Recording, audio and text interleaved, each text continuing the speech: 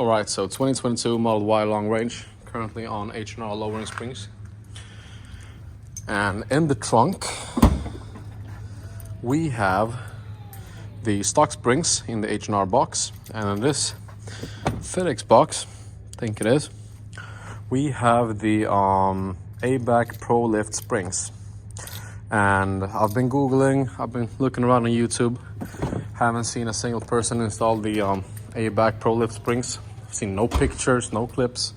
So obviously somebody needs to be the first one. So yeah, next stop is my friend's garage, where we'll be installing the lifting springs. And yeah. Now there are tons of videos on YouTube on how to change the suspension on the Model 3 and Model Y. So, you know, if you're looking out for a tutorial, there are tons of videos on that. Just look up, you know, Model 3 or Model Y suspension, spring, or anything like that, and you will find tutorials on how to do that. This is more of a comparison video because this is a January 2022 Model Y, and it used to have like a really firm suspension. Then I put it on H&R Lowering Springs, and the suspension became softer. And for the winter, I'm living in Sweden, and I'm planning on taking this car to the northern parts of Sweden where there could be a lot of snow. I'm looking out for I want to have ground clearance. So there's two types of raising the Model Y. You can either go with lifting spacers. It's a spacer that you put between the suspension and the top part of the front suspension and between the springs and the car in the rear. Or you can go with lifting springs. Now, I haven't seen a single picture or a video of anybody posting on the internet putting their Model Ys on Eibach Pro-Lift springs. So I'm guessing I'm gonna be one of the first in Europe, or maybe the first, at least the first one in Sweden, maybe the first one in Europe as well. So I just want to share the experience if anybody's wondering on, you know, how the Model Y Eibach Pro-Lift kit works, and if it actually raises the car. I don't have any measurements on how tall the car was when it was stock. However, we could actually measure the car on how it sits now with H&R Lowering Springs, and then compare how much taller it got with the Eibach Pro-Lift springs. So yeah, see you in a bit. So this is where we're at. We have the H&R Lowering Spring and the Eibach Pro-Lift spring right next to each other. So now this is where the fun shit begins, because now we have to compress this spring and put it on the strut, and then we have to repeat this 3 more times. Bra. All right, so it's been a couple of hours and we are finally done. Difficult levelness is probably 4 out of 5, and this would not be possible without him, because this is not a one-man job. There is no way in hell anybody's doing this by themselves. These springs, they are super stiff, and I mean super stiff. We used like a gearbox jack to jack up this this arm right here, and lifting this arm up, compressing this spring, actually lifted up the whole car from the jack pad over here. So yeah, it was really a we're finally done. Took us maybe about 5 hours, and yeah, well, now we're ready to put the car on the ground and we'll see how it rides. Just put the car on the ground.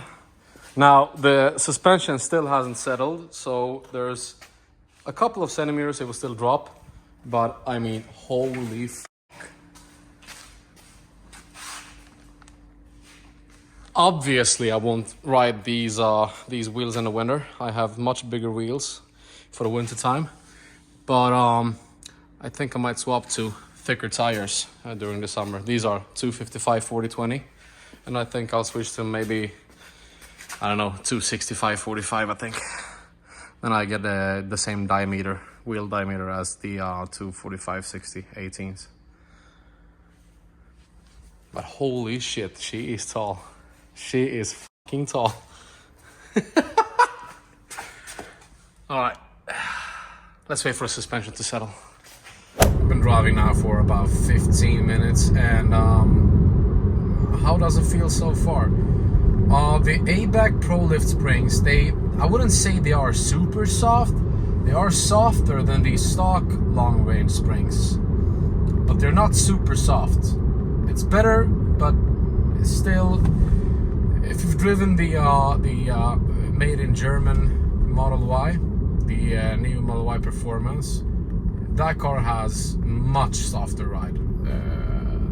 Probably like the shocks and the springs, everything is set up a lot softer on the Berlin made Model Y.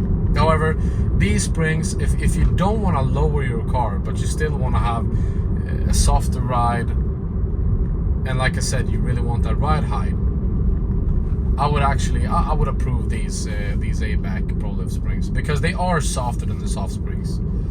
You're not riding on clouds. I actually feel like the new Model Y Performance from Berlin, the ride is sublime. It's really perfect. Now this isn't as good as that, but it's an improvement over the stock springs. Definitely a huge improvement over the stock springs. Gonna take some speed bumps here in the city.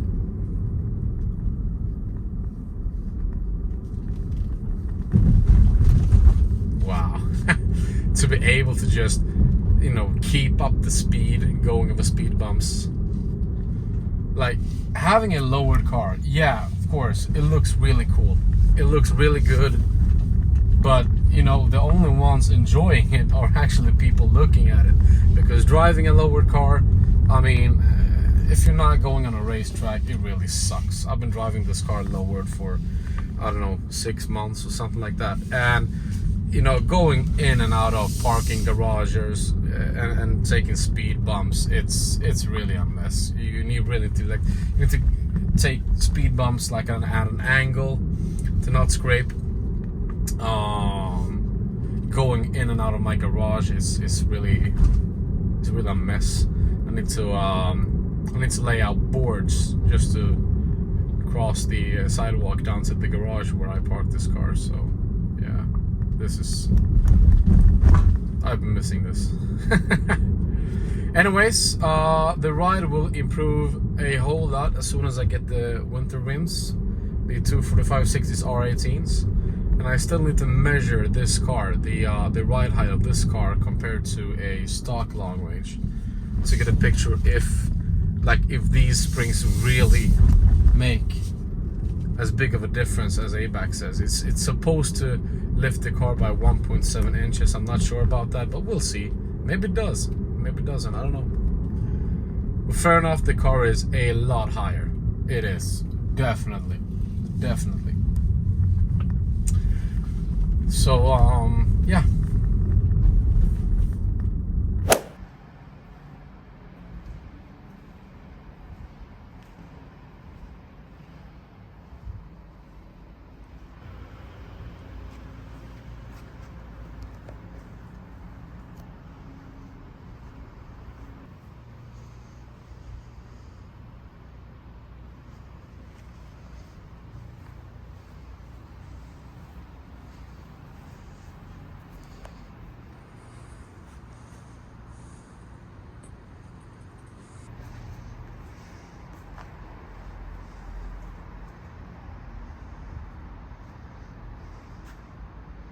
All right, so it's been like 4 months since we installed the Eibach lift springs, and today both of us are going to take this car for a ride.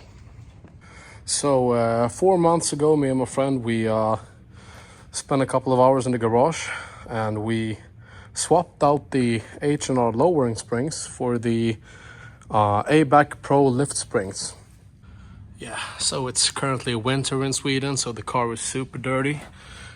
We got the salt and the mud. But we're gonna take this car for a quick spin, and I'm gonna tell you a bit about the ride quality of this car, and yeah, what the experience has been like. The car is sitting at a 245/60 R18 inch square setup, so we have the same dimensions all around.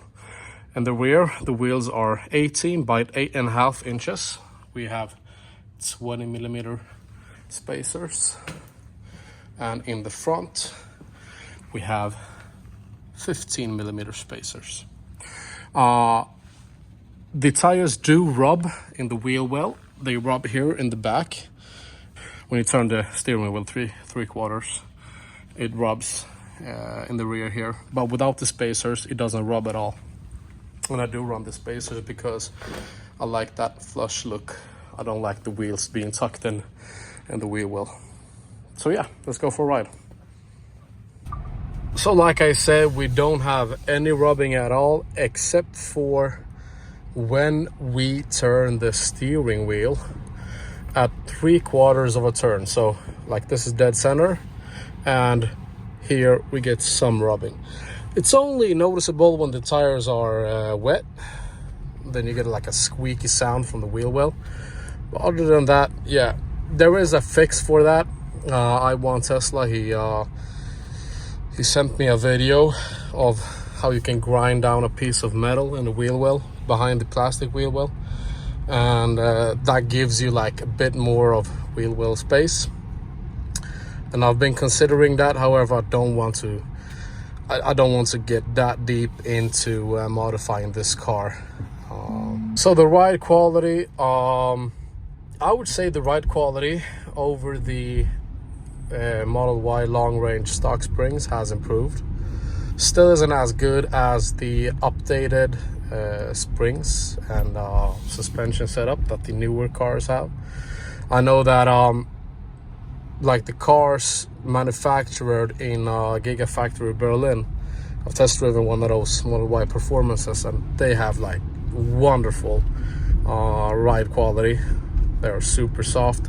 This isn't quite as good as that, but it's quite a lot better than it was stock. It's not like a swampy ride. It's still kind of firm, but I think it swallows the bumps and unevenness in the road better than it did stock. I don't know. I cannot tell you how much it is due to the high profile tires and how much it is thanks to the springs, but I would say that these springs are just a bit better than the stock springs. Now, how's consumption been? Now, these wheels, they are 5.7% bigger than the stock 20-inch induction wheels with the 255/40 R20 tires. So the odometer and the speedometer, they are quite off. My odometer says that since the lift kit was installed, we've driven 2,708 kilometers. We've consumed 659 kilowatt hours. And the average consumption, it says it is 243 watt hours per kilometer. Now the actual consumption, the average consumption, I'm gonna put it down here because the odometer is off, so it's under reporting distance. So like the driven distance since I installed the lift kit is actually more than 2,700 kilometers. So the equation, I put it down here, what the actual distance driven has been, and the kilowatt hours divided by the actual distance. That gives you the true consumption of the car. I wouldn't consider these wheels, the 18-inch 245/60 wheels, raising up the consumption that much. I would actually say that it didn't make any noticeable difference at all. I installed these springs in September, and we've had 4 fall and winter months here in Sweden. Let's see if we can get some of that squeak. No, not on this turn. But yeah, we've had cold months here in Sweden. We have some weeks it was below 0 degrees centigrade. So we have like minus 10 degrees Celsius, which is this much in Fahrenheit. And that raises up the consumption quite a lot. So yeah, so like the squeakiness, it's not on every single turn. It all depends on like the wheel position. If I'm making like a U-turn or a turn if the pavement is inclined or not inclined and so on.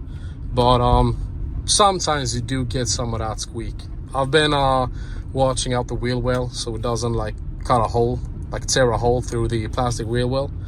But yeah, like if it would go through the plastic wheel well, I would most probably just switch it out, because like 2,700 kilometers, no hole straight through. And I am actually considering on putting it on Lowering Springs as soon as the spring arrives, and because I simply just like they look better. Yeah, that we have some of that squeak. It actually sounds quite a lot worse than it actually is, but yeah. So let's have a quick walk around.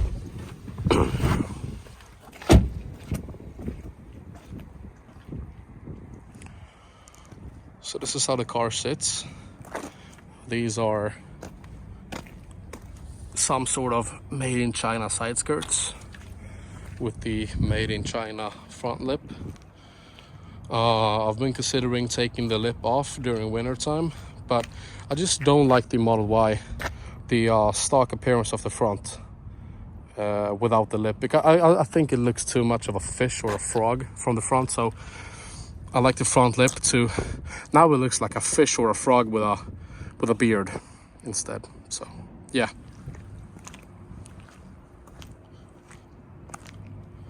Here it is on a 18-inch wheels.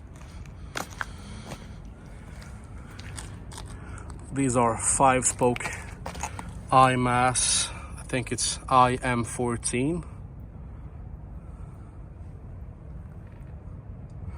I'm not 100% sure, but I think they are made here in Sweden. You'll have to ask that company for it.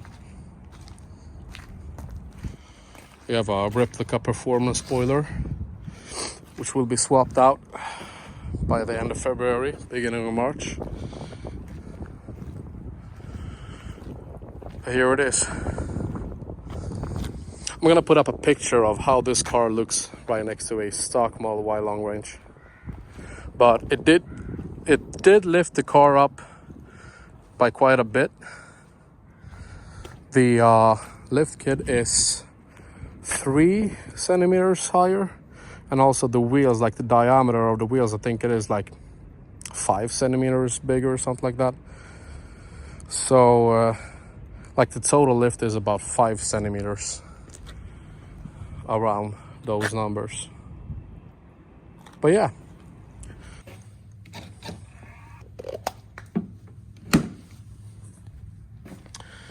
All right, so that was a quick look on the quick little review of the Eibach Pro-Lift springs. And as I said, on a 3/4 turn of the steering wheel, I get some rubbing inside here in the rear of the wheel well. It's not that serious. If I would get rid of the spacers, all of the rubbing completely disappears. It doesn't rub at all. However, I don't like the tucked in look when the wheels are too far away, too far in the wheel well. But other than that, yeah, so like when it comes to wheel dimension, I would not recommend to go any bigger than 245/60 R18. You could go up in wheel size and down in tire size, but like don't go over like 29 inches in wheel diameter, because you will have problems with the wheels touching that knuckle over there. However, in the rear, there are basically no limitations. Like you could go probably like a 32-inch wheel in the back without any scraping or rubbing. But the 29-inch limit, it's about the front. You do not want to go over 29 inches in the front. Maybe if you modify the wheel well, you take off this inner liner and you cut down that metal, heat up the plastic liner and push it in a bit. Maybe you could go up to 30, maybe 31 inches, but I would not recommend that. And actually, I'm considering on going down a bit on tire size next winter, from like a 245/60 R18 to like a, I don't know, 245/55 or 245/50. tire setup. But yeah, anyways, thank you guys for watching, and if you have any questions, just put them down in the comment section below, and I will gladly answer all of your questions and concerns.